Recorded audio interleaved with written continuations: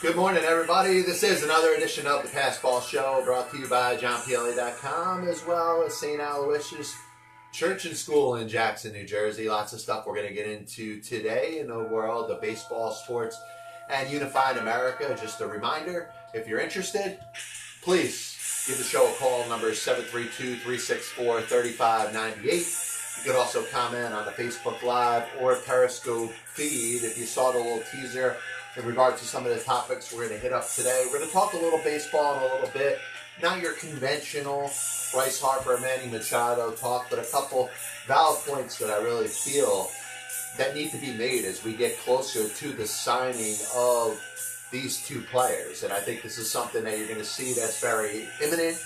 Probably not before the end of the new year, which I think is something that does have to be acknowledged. Probably after the new year. Obviously, you know the quote-unquote finalists that exist in the market for Machado, and Bryce Harper will probably be pretty close to right behind him. So those are things that will have to be considered. I'll give some thoughts on that in a little bit. Obviously, you got the last week of the NFL games, week number 17. So there's things that we're going to talk about because I'm going to do my NFL picks for week 17, but also am going to conclude my first regular season of active sports betting. And I do think that's an issue that does have to be brought up and discussed. People can do very well when it comes to gambling. They can do it in moderation. But, you know, it is a very serious thing, and people can get caught up in it and get themselves to a point where they're a little bit over their head, maybe gambling with money that they don't necessarily have. So I do think those are all important points that need to be brought up. We're going to talk a little bit about confrontation later, but let's get the show rolling. First thing I wanted to talk about has to do with the NFL, and you hear a lot of people as the NFL New York Giants are getting ready to finish their season, and obviously one that has not gone their way. The expectations have been pretty high. There's been thoughts, or with the drafting of Saquon Barkley and even Will Hernandez being drafted, the offensive guard in the second round, the expectations were the Giants were going to do a lot better this year. You can look at the New York Jets. They drafted their quarterback of the future, and maybe there is a little bit more optimism that exists amongst the fan base of the New York Jets as they get ready to finish their season, which similarly has not gone the way that it would have been expected. They went 5-11 last year, or probably in that same spot, a similar spot this year. It didn't really take many strides, really outside the quarterback. Now you look at Sam Darnold, the young quarterback out of USC, certainly looks like the guy that's going to be under center for the next several years. And I do think that's important to bring up because, it doesn't seem like the New York Giants have that same quarterback. And I think the easiest thing to say when it comes to this discussion, take whoever is the younger player that you have, whether it's your second string quarterback or your third string quarterback, and just play it. And this is where I think a lot of people are getting it wrong. It's easy to say that because the unknown is always something that you have to embrace and say, hey, because it's unknown, there's a chance that maybe, in this case, when you're talking about the New York Football Giants, Kyle Lauletta might be the next Peyton Manning, or might be the next Andrew Luck, or could be the next Kurt Warner, depending on the way you want to look at it, the way you're evaluating quarterbacks and talking about how they were hyped or not hyped and end up becoming a legitimate starter down the road. And the easiest thing to say, and you hear this a lot from people in the beat, a lot of people in the media, a lot of fans, say that if you haven't seen this guy play, how do you know what they could be capable of? How do you know what they could produce on the football field unless you see it with your own eyes? And I want to throw two names out there for different reasons, but are going to back the point that I'm trying to make here.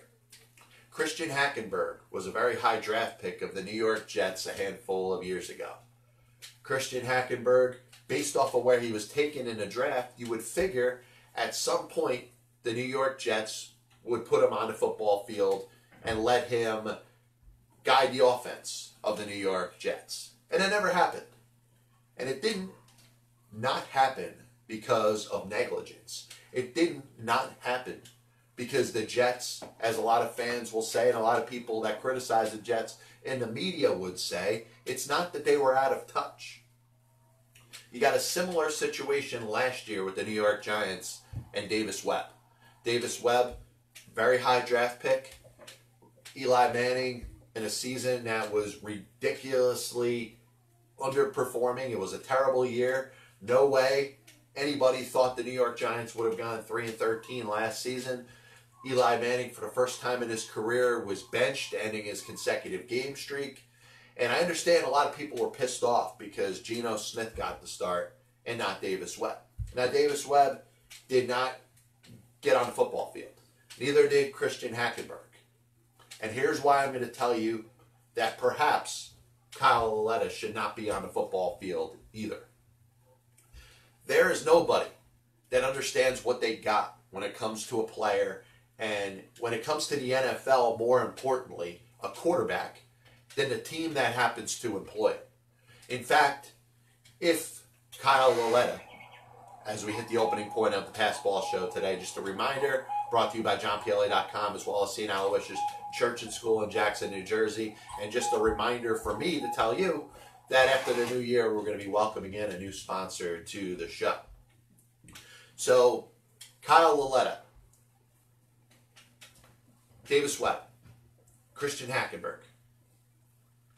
There's nobody that understood what those quarterbacks could do, what they've shown over the course of the season, what their impact on preseason games were, and most importantly, what type of quarterback they were in practice. Because these quarterbacks are all running the scout team. They're all preparing the Giants and the Jets, respectively, for their next week's game. And there's a chance that they're not getting the job done.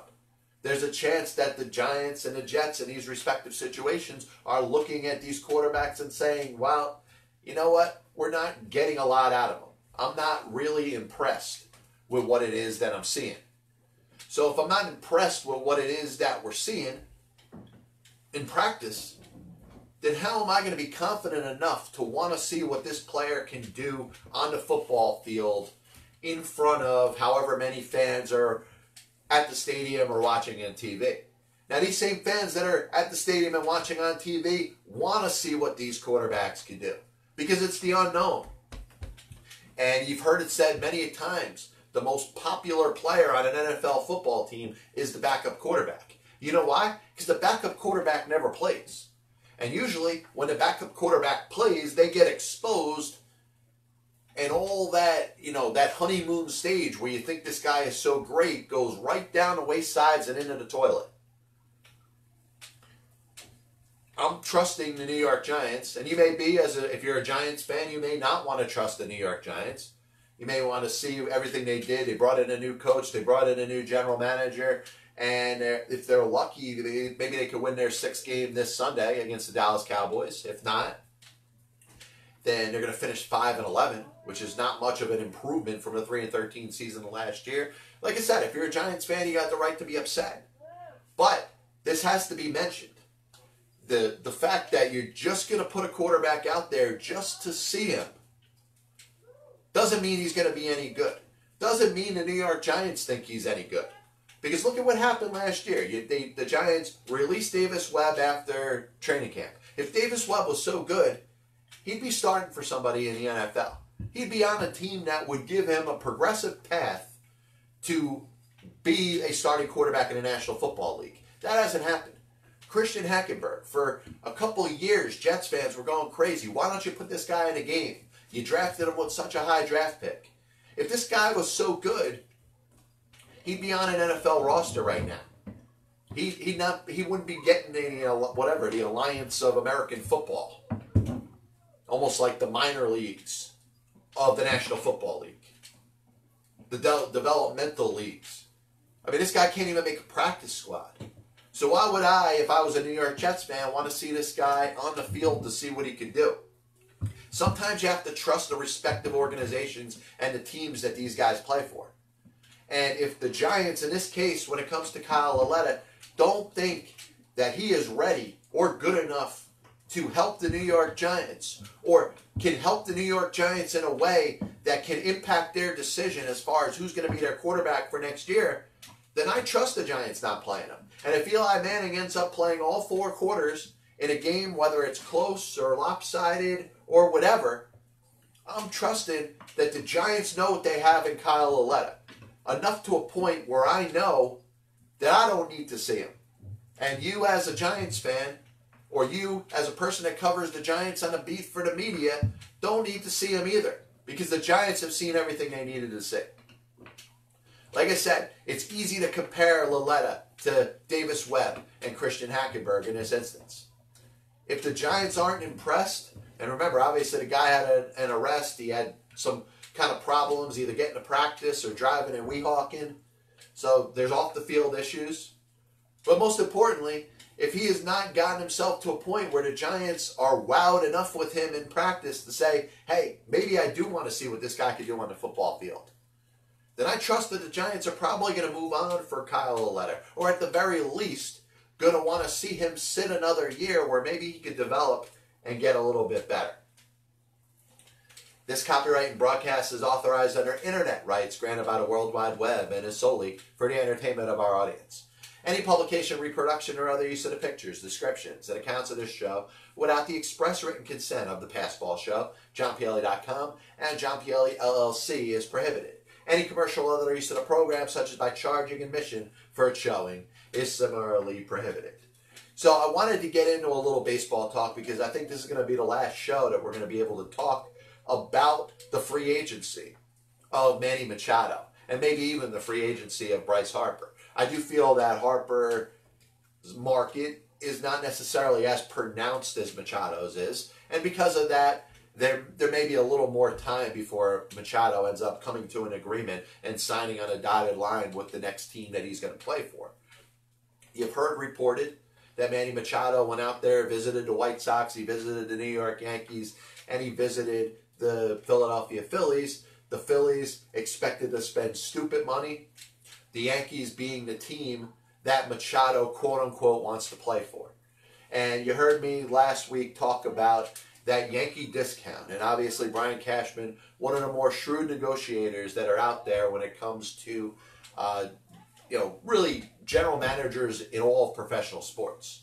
And I give him credit because I do believe he is able to negotiate to a point where he's able to sell, that proverbial catcher popsicle to a woman in white gloves, that potential air conditioning unit to a person living in an igloo in Alaska. And if he's able to get away with it, good for him. I can't even be mad at him for what he's able to do.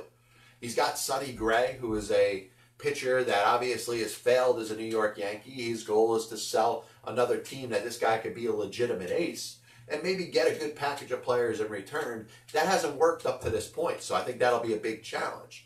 The other challenge is going to be to convince Manny Machado that you want to play for the Yankees that badly that you're willing to take in a contract a considerable amount of dollars less than what you're actually worth. And that's something that I don't believe any player should do. I do believe if the value of the contract are close enough, it's okay to take a little less. It's okay to take maybe a year less for around the same amount of dollars annually per year. But if we're talking about the extreme, which we may be here, we may be talking about a 10-year contract offer from the Chicago White Sox. We may be talking about an 8-year contract offer from the Philadelphia Phillies. And we may be talking about a 5-year contract offer when it comes to the New York Yankees. And I think if that's the case, Manny Machado is going to have to decide whether he wants to be a Yankee that bad, that he's willing to take half of the contract that he could get from the Chicago White Sox and a certainly extremely lucrative deal that he could get from the Philadelphia Phillies. Now, obviously, depending on where you feel or where your position is on the spectrum. If you're a Yankees fan, you say, hey, being a Yankee is that much more. You could have a chance to win a World Series championship. You could be along the likes of the Jeters, the A-Rods, going back obviously in years to the Reggie Jacksons, the Mickey Mantles, the Yogi Berras, the Lou Gehrigs, the Joe DiMaggios, the Babe Ruths, etc., etc., etc. And there probably isn't very many things in professional sports that can compare to that feeling, to be amongst those type of players. The Yankees as an organization not only have the history and success, but they also have those names that are so synonymous with the game that I do believe a young player today could get caught up in wanting to be part of. If you're that talented, like Manny Machado is, why would you not want to showcase your talents in the city of New York, playing for the legendary New York Yankees franchise, and potentially, when it's all said and done, go along the likes of those names that I just mentioned? I think that's valid, but it only comes at a certain price. And the question is going to be, are the New York Yankees going to say that we think this guy wants to be a Yankee that much? We're going to try to rip him off. Because that will be a very terrible business decision, not just for Manny Machado and his agent, but for Major League Baseball, its players, and all the agents that represent players going forward. Because you don't want to see a player like that go to a team for a discount. You've seen it happen many times in the history of the New York Yankees franchise. Now remember, I mean, obviously a lot of this happened before most of us were born. But there was a time when the Yankees rose to prominence in the 1930s, particularly in the years of 1936 through 1939, when they became the first team in Major League Baseball history to win 4 straight World Series championships. A decade or so later, when they became the first team in all of Major League Baseball history to win 5 straight Major League Baseball World Series championships. People wanted to be a Yankee. The likes of that star athlete coming up looked at baseball and said it was synonymous with being a member of the New York Yankees. And in the day where you could sign or take whatever player you want, there was no draft involved. There really wasn't a high stakes in regards to bidding wars when it came to throwing the most money out against certain players. You know, I remember Rick Reichert was, you know, the last player to get that significant bonus. But you saw that rising over a series of years. But going back in the 30s and the 40s and the 50s, that was not as prevalent. And I do think, and I look back at this, the Yankees had themselves an advantage. Part of the reason the Yankees were able to have that, whatever, 2 decades, from almost 2 decades, from 1947 to 1964, where they were in the World Series almost every year and nearly winning it every single year, was because every young player that came up wanted to be a Yankee. And the Yankees pretty much had the picking and choosing of whatever of the best young players, whether they were coming out of high school, whether they were coming out of college, whether they were coming from anywhere. Everybody wanted to be a Yankee, and the Yankees took advantage of that. In the days of free agency, certainly coincided with the reign of George Steinbrenner. And George Steinbrenner was not afraid to spend as much money as it would take to bring in the best players in regards to Major League Baseball. He was out spending everybody. Because of that, the Yankees stayed successful. They didn't dominate the decade of the 80s, though they had a lot of wins. They had a lot of second-place finishes. They only made the playoffs 1 year. It was disappointing. But in the end, they ended up spending the most money to try to get the best players. The Yankees have the advantage now because of the mystique of the New York Yankees. And we talk about how much it means to be a New York Yankee. And I'll tell you, this will be very bad for baseball if the New York Yankees end up signing Manny Machado for considerably less than market value.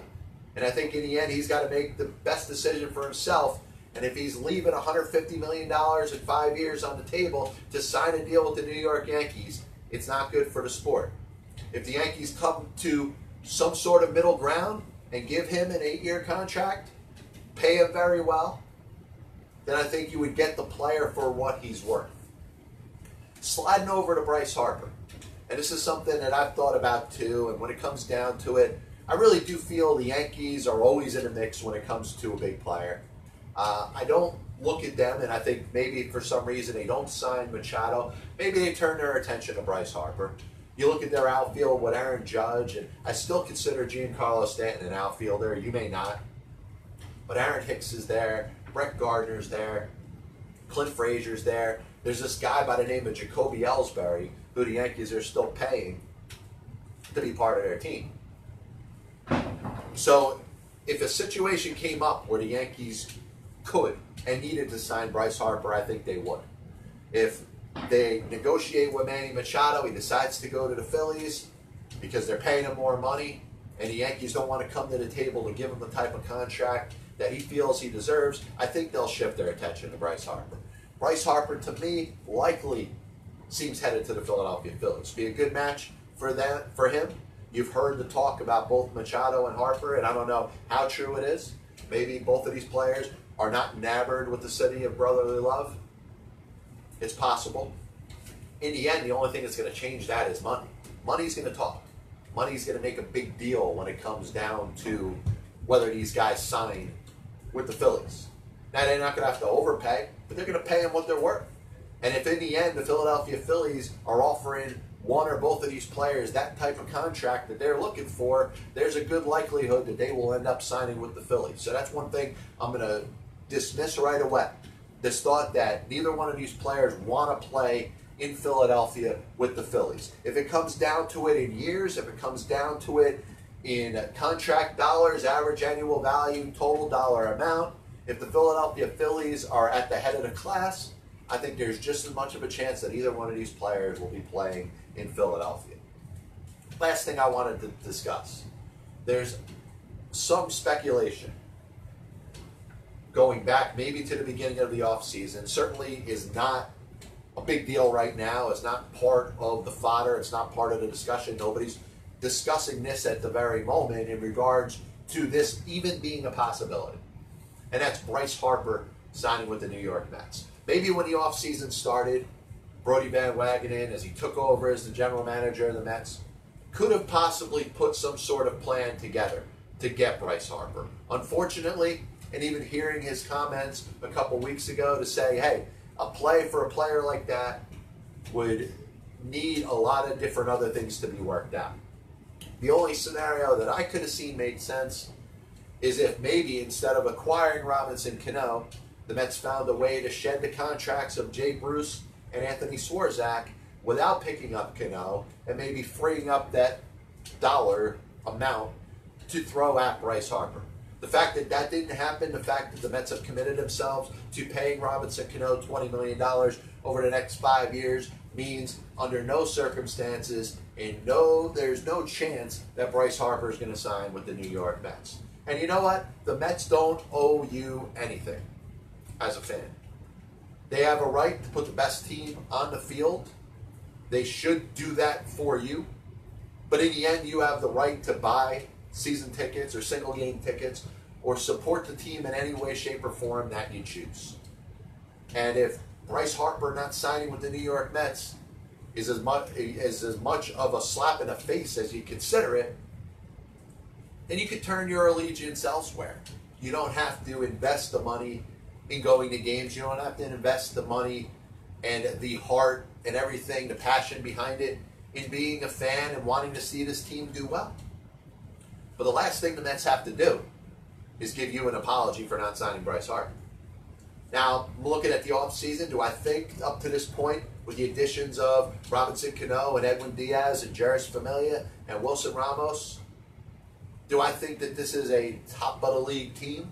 Do I think this is a team that is good enough to win the division in the National League East right now as constructed? I think it could compete, but I think it's still a little ways away. I look at the likes of A.J. Pollock, and even on a lesser extent, Adam Jones and Melky Cabrera. And I think the Mets need to add a couple more pieces to solidify their lineup and also to solidify their bullpen.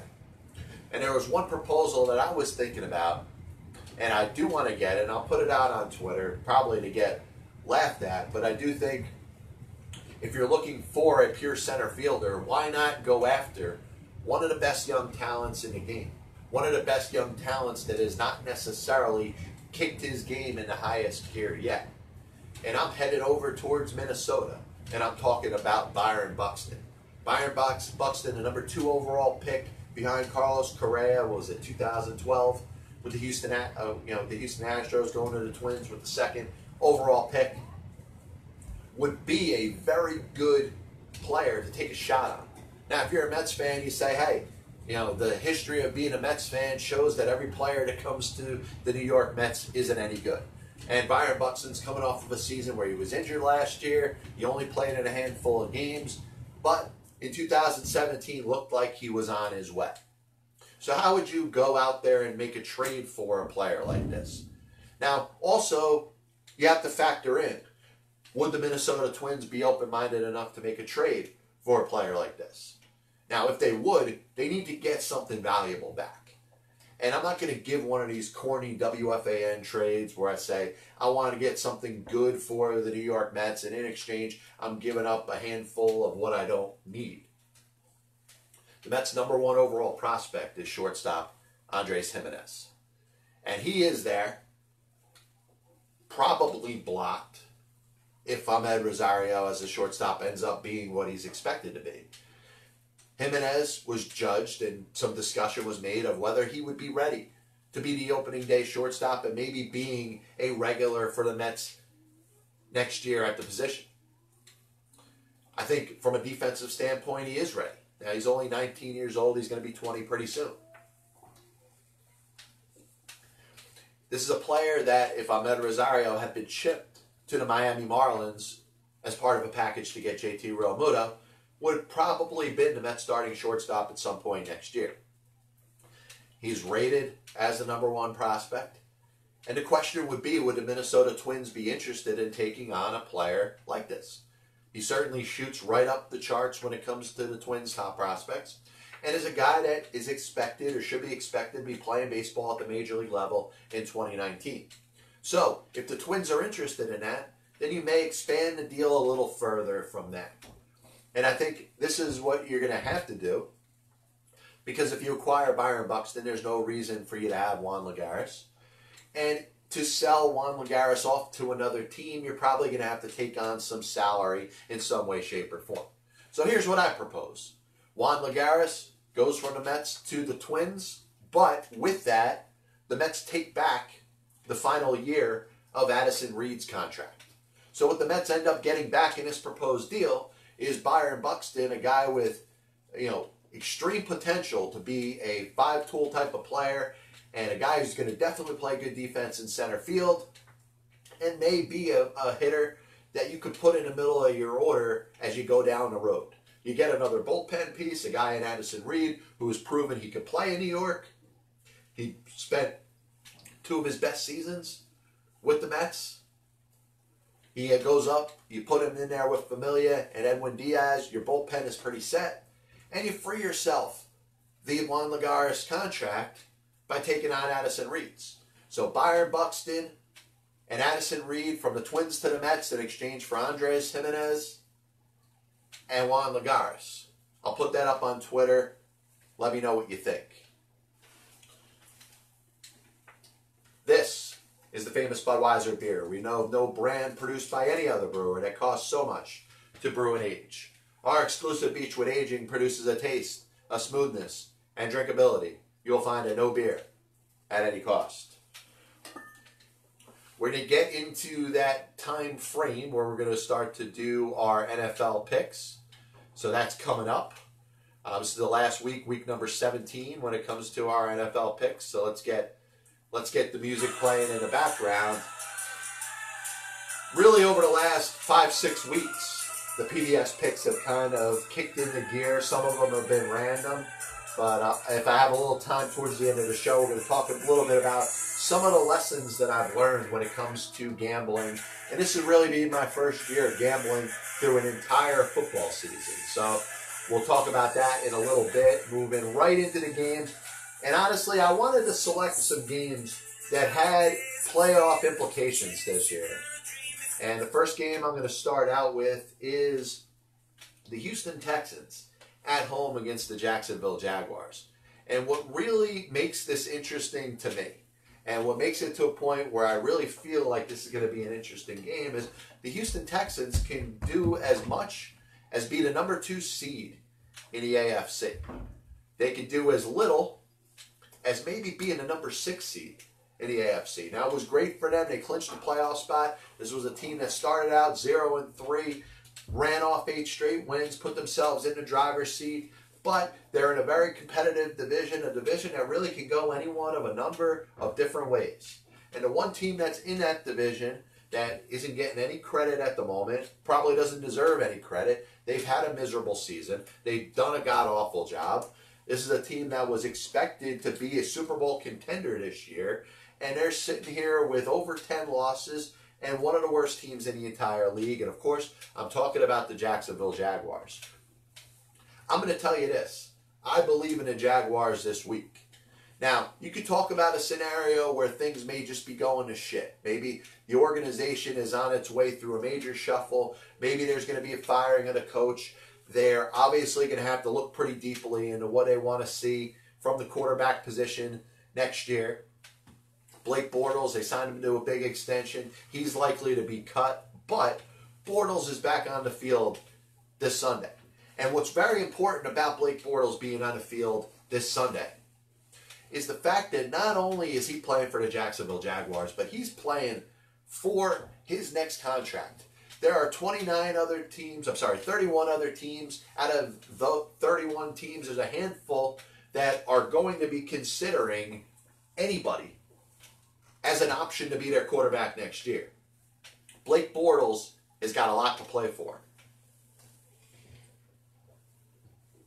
Now, while I don't think the Jacksonville Jaguars have anything to play for outside of pride, and maybe the coach is coaching for his job, because it's amazing. You could be that close to getting to the Super Bowl in 1 year to be right on the borderline of getting fired, which is exactly where Doug Marrone is right now. Black Monday coming up. I'm sure you're going to see a cavalcade of coaching changes in the National Football League. Give me Jacksonville because of Blake Bortles. Plus 6.5 at Houston for the upset. Next game I want to talk about, the Philadelphia Eagles are traveling to Washington against the Redskins. And I watched the Redskins pretty intensively last week. They played against the Tennessee Titans. And anybody that's watching that doesn't know, that happens to be the team that I root for in the National Football League. And I saw a lot of heart for them. And I saw a Washington team that, at least for the second straight week, played a very good game. They were solid. They may not be bona fide at the quarterback position. They may be one of the teams that are going to look at, let's say, a Blake Bortles. Alex Smith, the injury that he had, is probably going to put him in a position where he may not be available to start the year next season. So I look at this game, and I think the Redskins, finishing off their season, as we get hit with some spam on the old hotline, another PBS classic. I'm looking at Washington, and I don't think that they have a whole lot to offer. I think they played their hearts out over the last couple weeks. They put themselves in a great position to win both of those games. They won the first one in an upset, almost beat the Tennessee Titans, probably very well could have last week. I don't think they have anything left. The Eagles with Nick Foles look like a new team. And I think the Eagles will go out there and win this game convincingly. So give me the Eagles minus 6.5 at Washington against the Redskins. Game number 3. And I tell you, as this season has gone on, I've become a fan of a couple different things. And one of them has been Baker Mayfield. And I look at Baker Mayfield, and I don't really agree with the way he handled the game against the Cincinnati Bengals, where he refused to shake the hands of Hugh Jackson. He says it was all about competitive fire. You know, that's the way he plays the game. He lets it all out there. He's emotional. Okay, I'm willing to let that pass, because Baker Mayfield has played well this year. Baker Mayfield has taken over the Cleveland Browns and has turned them into a legitimate team. And obviously people are going to gravitate towards their sleeper pick next year, and they're going to jump on the Cleveland Browns bandwagon. And I think this Cleveland Browns bandwagon is going to roll right through the city of Baltimore and put a damper on the playoff hopes of the Baltimore Ravens. Give me Cleveland plus 5.5 at Baltimore against the Ravens, which, by the way, if the Cleveland Browns win, they'll have a winning record for the year. Next game. The Chicago Bears heading to Minnesota to face the Vikings. Now, the Vikings, obviously, this game means the world to them. The game also means something to the Chicago Bears. Bears are in a spot where they could secure the number 2 seed and a first-round bye in the NFC playoff picture. The Minnesota Vikings obviously know that they're in a rough spot. If they lose, their season is probably over. And you look at the Eagles playing the Washington Redskins. Obviously, it looks like the Eagles are in a better position to win than the Minnesota Vikings are. That being said, I don't know how seriously the Chicago Bears are going to take this game. Let's say the Vikings go out there and it's 10-0 or 14-0 after the first quarter. I think the Bears could take a step back, decide to rest their regulars, and not risk anybody getting hurt as they get ready for their first playoff appearance in a series of years. So because of that and because of how much this game means to the Minnesota Vikings, I'm taking the Vikings -4.5 at home against the Chicago Bears. Last game, I gotta pick the Sunday night game because this is going to be the most intriguing game of the week, one in which I could really see go both ways. The Tennessee Titans at home, where they've played very well this year against the Indianapolis Colts. The Colts were in a position where it looked like their season was not going anywhere. Andrew Luck, the offensive line, they've played great football. Even their defense has done a pretty good job this year. Marcus Mariota, is he going to play? Is he not going to play? Obviously, if Mariota's not playing, it doesn't look good for the Titans. But like I said on my previous show and other shows, is Marcus Mariota at however % better than Blaine Gabbert at 100%? That's something that the Tennessee Titans have to evaluate. So I'm believing, because Marcus Mariota practiced on Thursday, I think he is progressing to a point where he should be able to play. And I think he does give the Tennessee Titans a better chance to beat the Indianapolis Colts than Blaine Gabbert. The Titans have an earlier loss where, like I said earlier, the Colts wiped their ass with the Titans in Indianapolis. So I think there's a revenge factor. And there's something about that home field environment that brings out the best in the Tennessee Titans. And I'm getting 3.5 points. Give me Tennessee plus 3.5 at home against Indianapolis. Last week of the PBS picks, week 17, Jacksonville plus 6.5 at Houston, Philadelphia minus 6.5 at Washington, Cleveland plus 5.5 at Baltimore, Minnesota minus 4.5 at home against the Chicago Bears, and Tennessee plus 3.5 at home against the Indianapolis Colts. So I did want to do a little bit of a recap of this season in the National Football League, and I'm doing it from a gambling and betting perspective. Because this was the first year that I took my money and put it down on regular season games in the National Football League every single week. And I thought, hey, there's nothing to it. It's just some chump change. Wasn't going high stakes. A couple weeks I came out ahead, a couple weeks I didn't. I didn't spend a considerable amount of money this year gambling. It turned out to be almost a wash. Maybe I won a little bit, maybe I lost a little bit. But I didn't think that I'd get to this point and say, hey, here are the couple lessons that I learned from my first year of competitive gambling. I've gambled for years in fantasy sports, years heading to Las Vegas, doing some futures and stuff like that.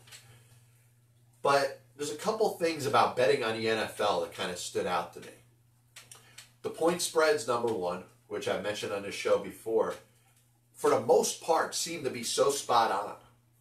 And that's something that almost frustrates you because you get lured in a lot to the unbelievable expectations that a certain team is supposed to win. And Pedram contributes to the show, big Bears fan, obviously. Listen, I got nothing against the Bears, by the way. Let me make something clear about my NFL picks. I'm talking about an individual week. And I'm talking about my money that I'm putting down and the point spread.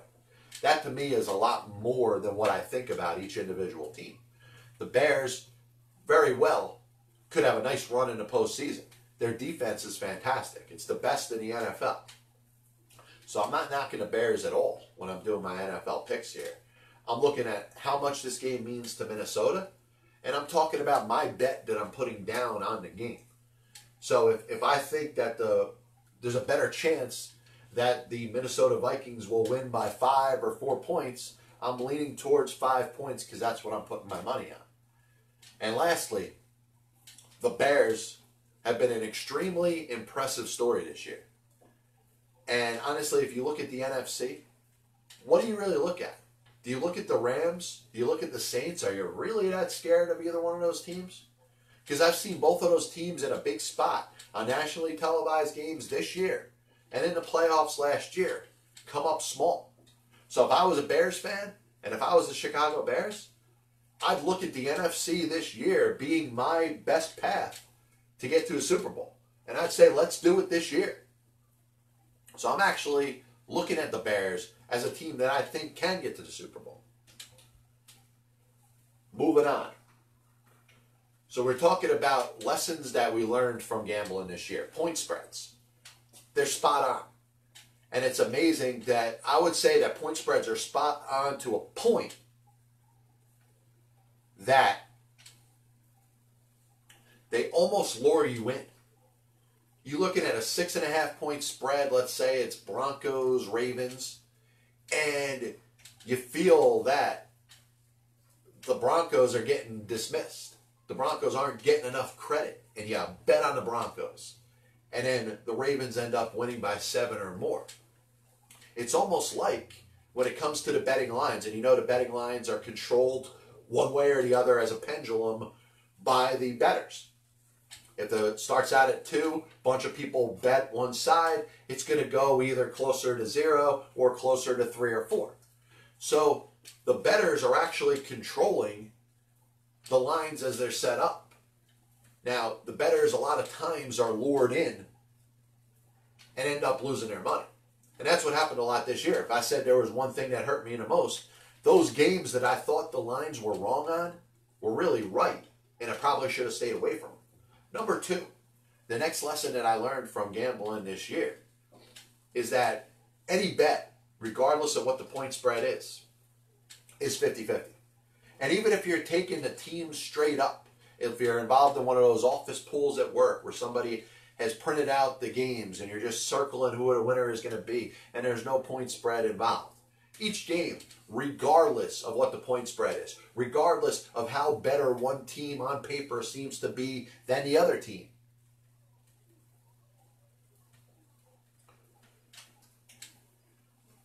it's still 50-50. And if it isn't, it's not swayed that much in either direction. One team can go out there and get off to a good performance. Remember that large spread with the Vikings and the Buffalo Bills. It was what, like 13? Bills won that game outright. So those are a couple of major lessons I've learned on gambling this year. A little recap of the Pass Ball Show today, brought to you by JohnPielli.com, as well as St. Aloysius Church and School in Jackson, New Jersey. Always happy to be with you. Thank you for everybody for tuning in and the contributions to the show. I love when people comment and I get a chance to kind of defend my points, but most importantly, to interact with you, my audience. I wanted to spend a couple minutes talking about something that has nothing to do with sports, but before that, I'm going to give you a little recap of the show.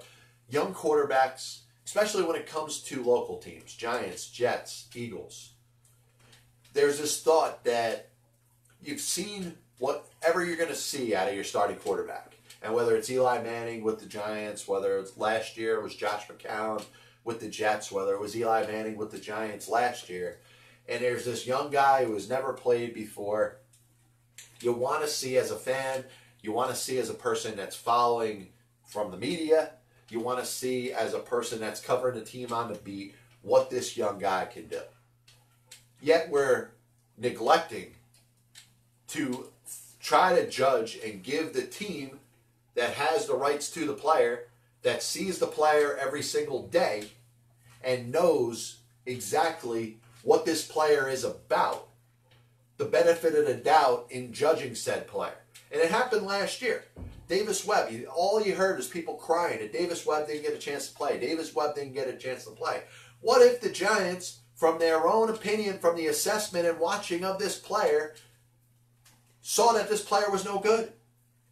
You got to trust that they thought that way. You got to trust that the New York Jets thought that way a couple of years ago when it came to Christian Hackenberg. Why was he not on the field last year or the year before? Because the Jets judged that he wasn't good enough to be on the field. It wasn't worthy of them seeing what he could do on a football field in a game that mattered because he sucked in practice. And I bet you Christian Hackenberg sucked in practice. And I'll bet you that Davis Webb sucked in practice. And I'll bet you this year, during the course of the pro football season, that Kyle Lauletta sucked in practice. So why do you feel the need to see somebody that the team that owns the rights to the player don't even want to see? Harper Machado in baseball. Harper was never going to the Mets. Any Mets fans that feel like they're owed any sort of apology for him not signing with the Mets, he's going to sign with some other team other than the New York Mets, need to get your head examined. When it comes to Manny Machado, I hope from a baseball stance and a baseball point, my respect for baseball players, agents, and teams, and the game growing from years to come, I hope he doesn't accept a ridiculously lower term and worthwhile contract than what he really deserves. NFL picks, they're up on johnpielli.com. Couple lessons that we learned from gambling this year as we finish the year of regular season sports betting when it comes to the National Football League.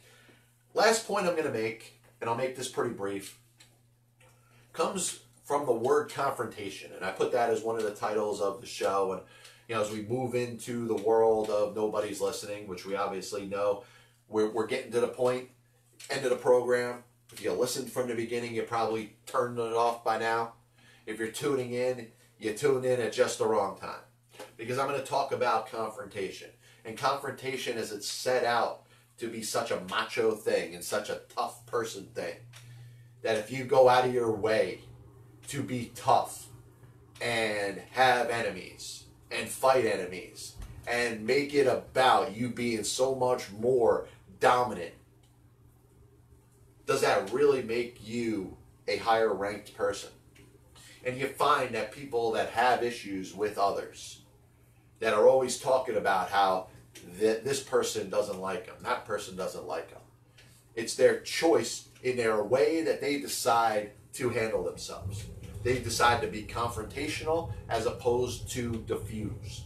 And we look at diffusing a situation as if it's some sort of weakness. But is it really? There's times to defend yourself. If somebody is attacking you, whether it's physically or verbally, defend yourself. But when you go out of your way to make yourself about those that you don't like and those that don't like you, certainly doesn't make you a very positive person. Certainly doesn't make you the type of person that I want to be around. So just consider that when it comes to confrontation.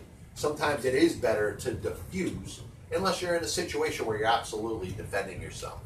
So I hope everybody enjoys their New Year's Eve. The New Year's coming up, because I don't think we're going to do a show. We may do a show New Year's Day. We'll see how it works out. Remember last year there was that shooting in Long Branch, which kind of inspired me to want to do a show New Year's Day. It's amazing that a year has gone by since then.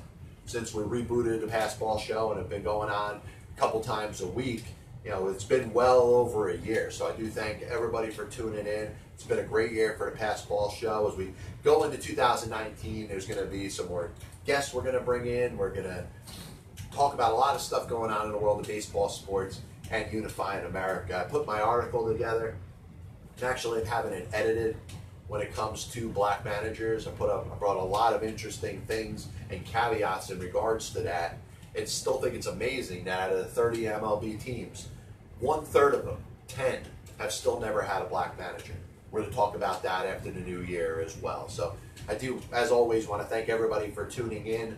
God bless you. Happy New Year. And as always, I'll see you on the other side.